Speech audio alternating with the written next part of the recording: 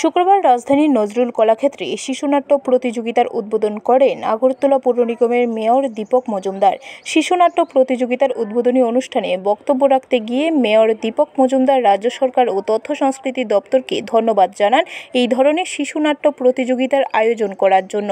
পাশাপাশি তিনি বলেন, বর্তমানে যারা শিশুনাট্য শিল্পী তারা আগামী দিনের নাট্যশিল্পকে সামনের দিকে এগিয়ে নিয়ে যাবে।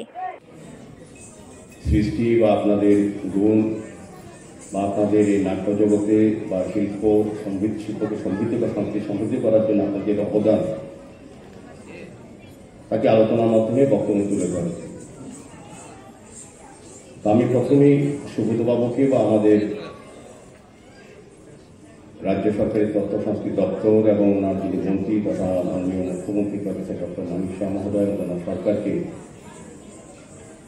ধন্যবাদ জানাই যে যেটা আমাদের রাজ্যে এখানে বক্তারা বক্তব্যে আলোচনা রেখেছেন এবং আপনারা যারা এই আজকের এই সভায় উপস্থিত আছেন, বিশেষ করে যারা নাটক নিয়ে কাজ করেছেন, নাট্যশিল্পকে যারা সমৃদ্ধ করেছেন একসময়, যারা এখনো আমাদের সঙ্গে আছেন বা যারা আগে করে গেছেন, যারা এখন নেই।